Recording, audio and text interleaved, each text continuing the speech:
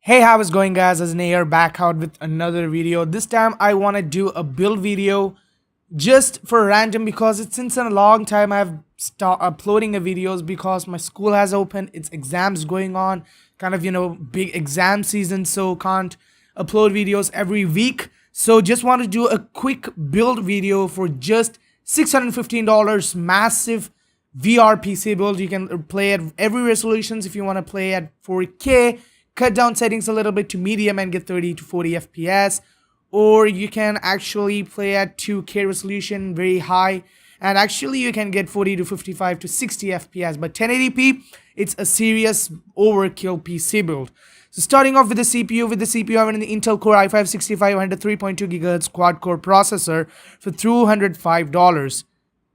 Didn't go with an i7, reason is just a $700 PC build. Reason I went with an i5, just what you need for gaming. And reason why I went with the 6500, again, all you need for the graphics card which you have in this PC build. But 6500 is all what you need. If you just want to get, again, a little bit more performance, you can go for a 6600K. But comparing this with the later, before last generation Haswell CPUs, let's say an i5 4690K, this CPU is actually pretty good. It has new Skylake architecture and all of those stuff. It's clocked at 3.2 GHz. And has a boost clock of something like 3.4 GHz, which you can actually do that in the motherboard. So that's pretty good. The CPU and i5 is only what you need for gaming, and i7, well, if you want to do some stuffs like video editing, live streaming, and rendering, that's when you need an i7. But for just gaming at, let's say, high resolutions, the CPU, what you need is actually just an i5, and i5 6600K will do the thing. But as this is a $700 PC build, I could only fit in a 6500. Coming to the motherboard, I chose the Gigabyte GA B150M-DS3H MicroATX LGL151 motherboard for $58. Pretty good motherboard for $58. You're not sacrificing anything, including the RAM slots, because for $57 to $65, most of the motherboards you are going to sacrifice either the SATA ports or the RAM slots from Forge 2. But this motherboard's got all you need. It's got 4 RAM slots with 64 gigabytes of mass storage of DDR4 RAM clocked at 26 or 3000 megahertz. It's got no SLI or crossfire support. Obviously, you're not gonna do that on a $700 PC build. It's got RAID support. It's got 6 out of 6 gigabit per second ports and onboard USB 3 headers. All this packed in a Gigabyte motherboard, and it's actually pretty good, ultra durable motherboard. I personally have a Gigabyte motherboard I had before in my PC too. One of the best. Well, I actually didn't try any other manufacturer, so I can't say, but Gigabyte I tried and it's pretty well. And for only $58, this motherboard is never a wrong choice for just a $700 PC build.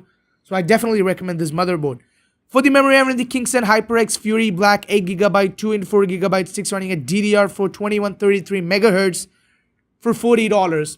Before, let's say an year before, for 8 gigabytes of RAM, DDR4 obviously was something about $50 to $60, and now it's only $40, and DDR3 RAM for 24 gigabyte sticks clocked at something about 1600 2133 megahertz. You can get about $35 to $36, and this actually Kingston's memory and 8 gigabytes is all what you need for gaming right now.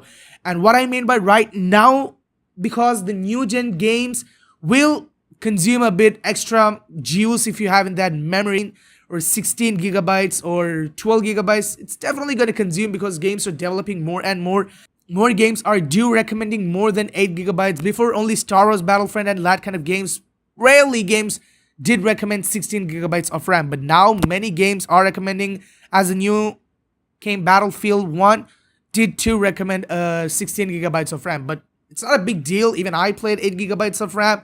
And it runs pretty well, no stutters, no CPU usage, that kind of stuff. So 8 gigabytes is all what you need right now for this year, or maybe an year after too. For the storage, under the Western Digital Caviar Blue 1TB 3.5 in 7200 RPM internal hard drive for $50. All of the time, go with this storage. I personally have one, no problem, no mechanical issues and that kind of stuff. And 1TB is mass storage. So that's pretty much very big, and if you have many that kind of Steam games and Origin, or you play games, or you do record and save your game files on that, you're definitely going to terabyte of hard drive. Or you can just spend extra 50 bucks, and if you want a fast storage, you can get for a flash SSD. But for a $700 PC build, I'm definitely going to go with this monster. It's really good for $50. Coming to the main part of the gaming PC build at the end of the day, video card. For the graphics card, I'm in the Asus Radeon RX 480 4GB dual video card for $235. Now, before going to the comment section and brushing, why do you go with a GTX 1060 or an RX 470 8GB? RX 470 8GB was actually a good option. But if you get a little bit more performance and 4GB, well, that's all you need for now. 4GB, $239. It's a really solid option.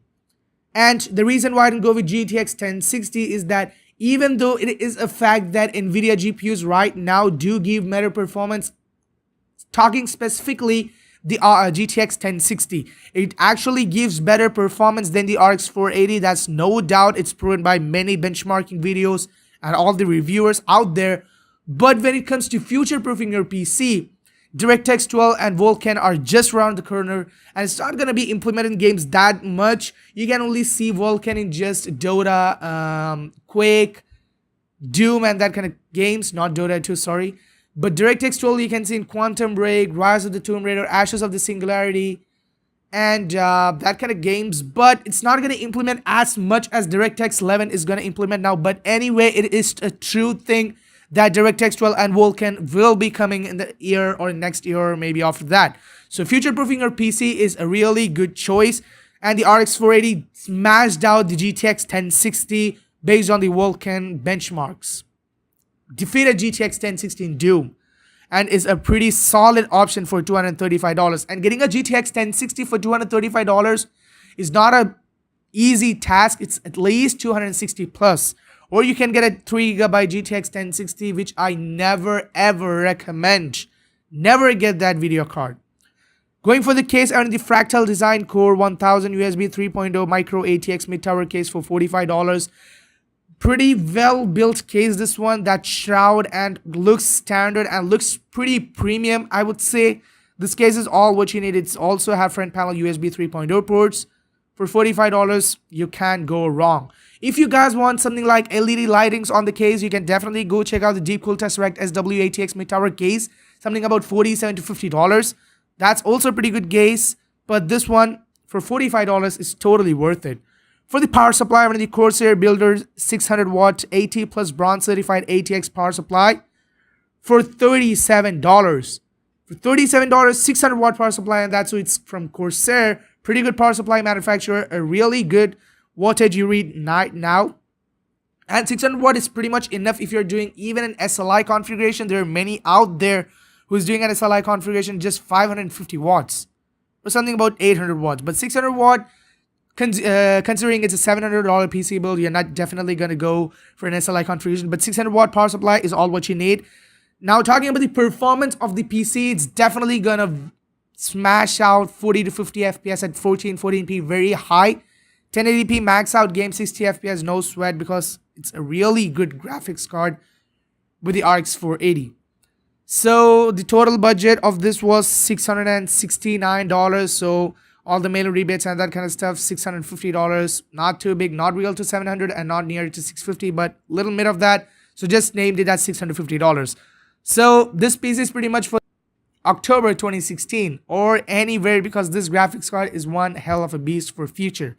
Anyway guys, that's for this. Definitely be sure to like and subscribe. I will catch you guys in the next one. Peace out.